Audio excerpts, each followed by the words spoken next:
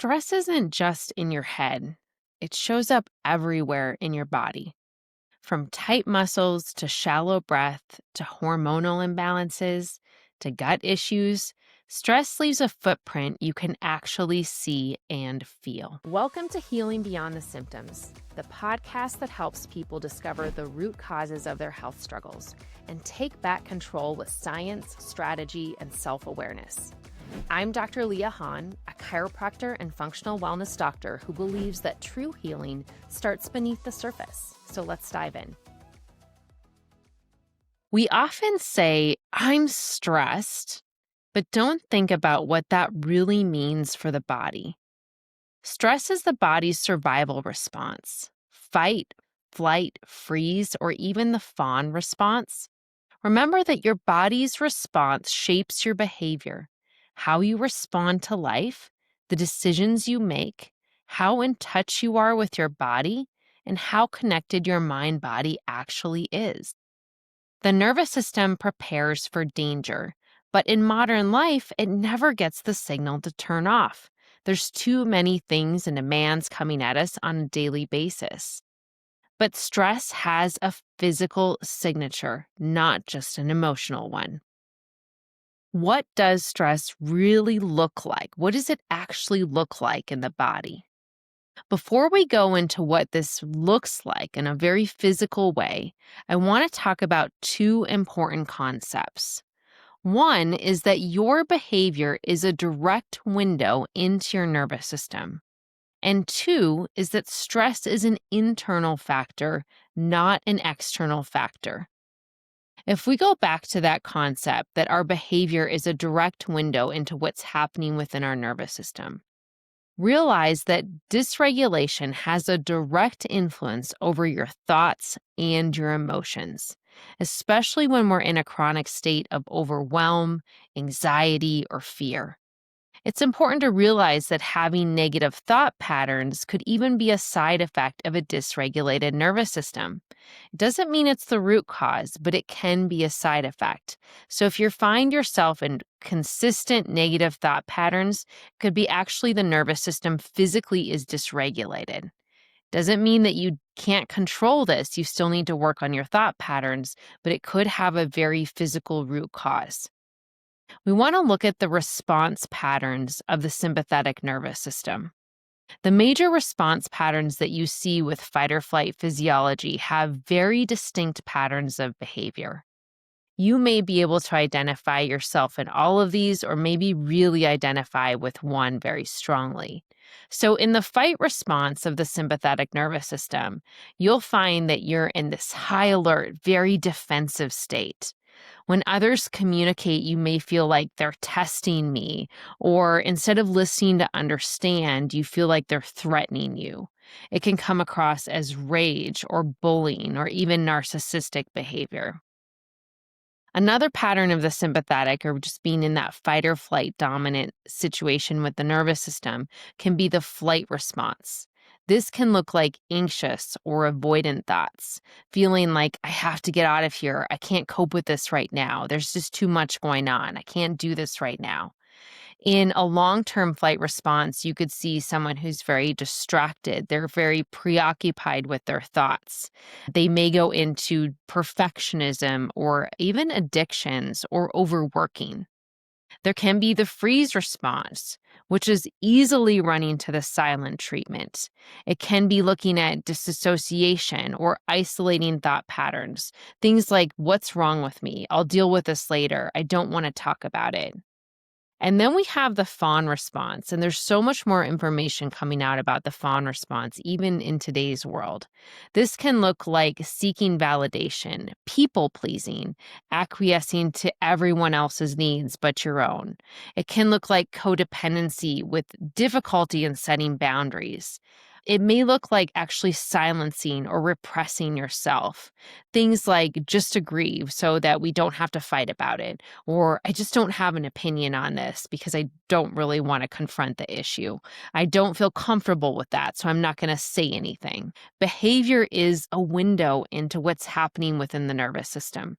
So, whether you respond to life situations with peace and compassion, or you respond with anger or fear, irritability, exhaustion, or anxiety, it directly reflects the state of the nervous system.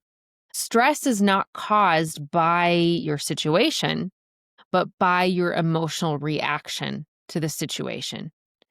That's determined by your belief systems. It's determined by your associated emotional strains, your conditioning. It's not the external stimulus that's actually the cause of the stress, but your degree of reactivity. If you react with fear, that's dependent upon how much fear is actually present within the body. If you react with anger, it's dependent on how much anger is already present within the body. The more anger you have on the inside, the more that your perception is that the world is this angry place. The more fear you have on the inside, the more your perception is changed to that the world is a place to be feared. It's a very fearful place. So realize stress is an internal, not an external factor. To understand stress and perception and trauma, we again internally look to the state of an individual's autonomic nervous system. Remember that every experience you have runs through the nervous system. This is the key, is that when the experience is too overwhelming or it's ongoing or it's suppressed, the energy of the experience is imprinted on the nervous system. This creates a vibrational tone to your nervous system and every single cell within your body. That vibrational tone of the trauma or the stress and that experience is unobservable to the brain because it becomes the body's new normal. It just becomes what is. People will then use different patterns of posture, of tension, of different patterns of behavior to adapt to that vibrational tone that their body is using to cope with the trauma and the chronic stress. Whatever their body finds effective isn't their choice, it's not their fault, it's their body's innate way that it's dealing with the trauma. So if we go back then and look at what stress really looks like in someone's physiology, we're looking at how it affects their muscle tension. Because the fight or flight response is designed for running away or hiding from something, that was in caveman times how it evolved. When we look at that, it creates tight shoulders, a clenched jaw, a stiff neck, or back pain. In caveman times again, more blood flow is being shunted so we could flight or fight. And so now in today's world, we might be sitting at a desk, but we have that increased blood flow going into our muscles, tensing our muscles and ready to move, but we're not moving. So all of that tension gets stuck within the spine and within the body, and it creates that sense of survival. Another way that it's actually demonstrated within the body is our breath and our posture patterns. Stress will actually shorten our breath, or it will make our breathing much more rapid. It keeps it shallow. It keeps it focused within the chest. If you've ever been sitting at your desk for hours working on an intense project, if you have good mind-body awareness or that you've really worked with your mind-body awareness, you may notice that, gosh, I haven't taken a deep breath in hours. That's really key to have that ability to be aware. But when we haven't been taking our good deep breaths, our body is staying in fight or flight kind of physiology. Our posture may shift forward. It's as if we're bracing for impact. But realize even more so, this is affecting our immune system. We're decreasing our lymphocyte production, so our body is unable to fight infections like it should be able to. So we're more likely to get colds or flus. When we deal with long-term immune system dysregulation, we may be more likely to deal with an autoimmune system issue or an autoimmune condition, things like rheumatoid arthritis or lupus or Crohn's disease, maybe even eczema, psoriasis. I have to tell you, that's one of the conditions that's on the biggest rise in our country is people dealing with autoimmune conditions. But when you think of chronic unresolved traumas and stressors or the overwhelm that people deal with on a daily basis, it makes sense why this is becoming such a common condition. We really need to get to the root cause. And part of that is how chronic stress is affecting the digestive system and dysregulating our hormones. So when you think of chronic stress, it actually diverts energy away from our digestion. This can lead to a chronic sense of bloating, having just difficulty digesting our food, heartburn, constipation, IBS symptoms, or diarrhea. Studies have been done that show that some people are eating an incredibly clean diet, they're avoiding allergenic foods, they're doing all of the right things. But the root issue is attributed to stress affecting the digestive system. So, if we can get to the stress physiology, we can make a difference in how they're able to absorb nutrients, really improving their health. And we're going to take a quick break. This episode of Healing Beyond the Symptoms is sponsored by Body Imbalance Wellness Center in Golden, Colorado. They know that real healing isn't about chasing symptoms, it's about uncovering the root cause of stress, tension, and imbalance. Their gentle nervous system-based care helps people release stored stress, reconnect to their bodies, and build resilience that lasts. If you've tried everything and still feel like something's missing, they may be the missing link. Learn more and book your consultation at bodyimbalancechiropractic.com. All right, and let's get back to the show. When we deal with chronic stress, we often have elevated cortisol. When we have elevated cortisol, it disrupts our sleep, it disrupts our energy cycles, and it affects our hormonal balance. This increases our symptoms for things like PMS, perimenopause, menopausal symptoms. We really need to get to the root issue, which can partly be because of elevated cortisol and long-term chronic stress. Then we look at how is our body affected due to something called epigenetics. Epigenetics is a whole field that is all about how our genetics are affected by our lifestyle. We all have strengths and weaknesses within our genetics, but depending on how our chronic stress is handled, we may have attributed lifestyle, or we may have gained or decided to take on lifestyle factors that are not helping our genetics. Again, we want to look at the whole picture. And then we look at emotional reactivity. When we're highly stressed or our nervous system is shunted towards fight or flight, our nervous system is dysregulated, and that causes emotional dysregulation. So if you notice that you went from 0 to 100, your anger just seemed to boil over within your body, or you notice that you started to cry, or you've started to cry more easily, or you're snapping at people. This isn't necessarily a character flaw. It just means that your nervous system is struggling to regulate itself. It can feel like you're being hijacked by your emotions. Again, I look at what are the behaviors that you're adopting because of your stress. Are you more likely to go into isolation or disconnection?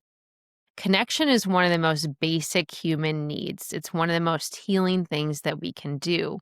But if we're really in a state of overwhelm or chronic stress, or we're dealing with traumas, we may choose to isolate ourselves. So again, it's a behavior that we want to look at. Is that actually happening? And is it a sign that the nervous system is overwhelmed or dysregulated?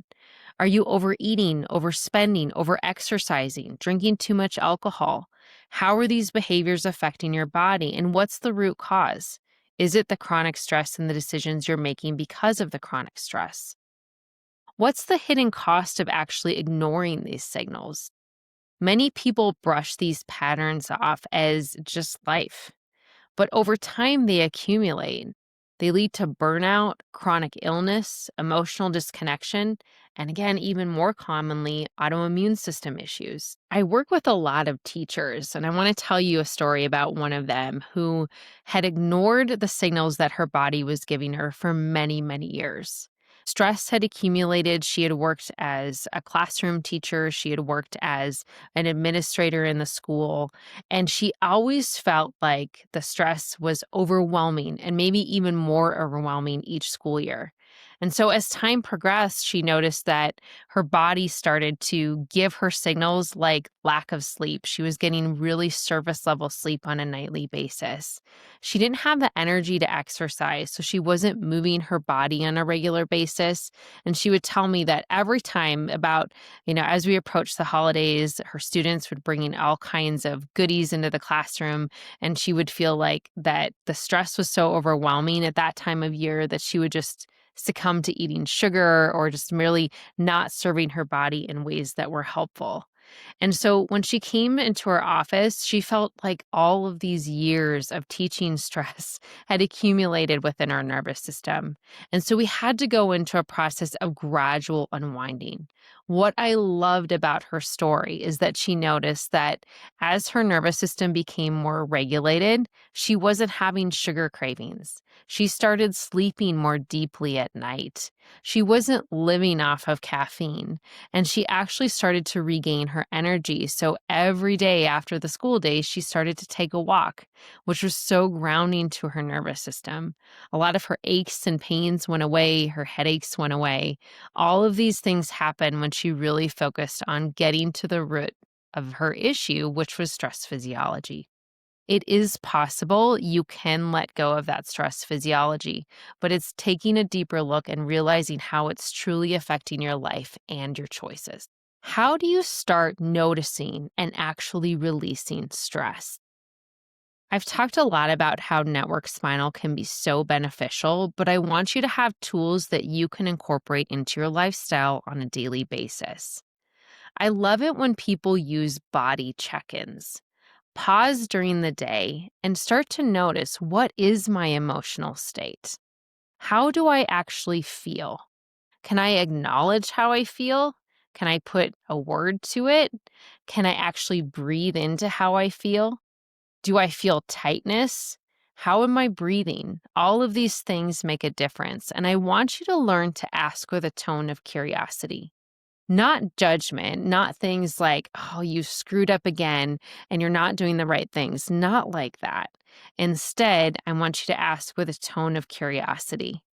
Learn about yourself and take those little moments throughout the day to really pause and learn about yourself. The next thing I want you to think about is micro resets. Stretch your spine, roll your shoulders, move your body into extension instead of flexion. Take 3 belly breaths. All of those things will reset the nervous system and remind the parasympathetic side, that healing restorative side, to be activated. I want you to shift from dismissing to listening. Instead of just saying, I'm just stressed, instead, say, my body is telling me that it needs safety. This is key, especially if you're a sensitive person. Layer your nervous system regulation throughout the day. Choose multiple micro resets. Use breathing breaks, meditation, walking, time in nature, journaling. Spread those things throughout your day, even if they're 5 to 10 minutes, so that you can create regulation and safety for your nervous system in those small moments throughout the day. If you've had long-term high cortisol or have had excess cortisol, especially in the morning, start your day out with something like a breathing exercise, the deep breathing in through the nose, out through the mouth exercise, meditation, or journaling. Take midday breaks. Take a walk for 15 minutes, call a friend, do something that creates joy, do a creative project in the day. All of those things can make a difference with regulating your nervous system. And then I highly encourage you to explore nervous system support. Network Spinal Care helps the body to reorganize stored stress so you're not stuck in survival mode. I want to give you some tactical takeaways from today's episode. Stress is not just mental. It shows up physically in your muscles, your breath, your digestion, your hormones, your emotions, even your sleep. And these signals aren't random. They're your body's way of asking for help. By noticing and addressing the stress in the body, you can shift from survival to resilience. Thank you for joining me today on Healing Beyond the Symptoms. If you've been dismissing your body's signals as just stress, I hope this episode helped you see the meaningful messages behind the stress. To take the next step, download my free guide at bodyandbalancechiropractic.com or book a consultation at bodyandbalancechiropractic.com. And for daily reminders, follow me on Instagram at Body and Balance Wellness Center. Until next time, breathe deep, notice your body, and remember, Stress isn't who you are. It's just a pattern your body can learn to release. Thanks again for joining me today on Healing Beyond the Symptoms. If you've been curious about Network Spinal, or if you've tried everything else and still feel stuck, I want you to know this. Your body is not broken. It's patterned, and those patterns can change. If you're ready to experience how gentle care can lead to profound transformation, I'd love to invite you to book a wellness consultation at bodyandbalancechiropractic.com. Together, we'll look at what your body needs to finally release, reset, and thrive. Until next time, breathe deep, trust your body, and remember, gentle can be powerful.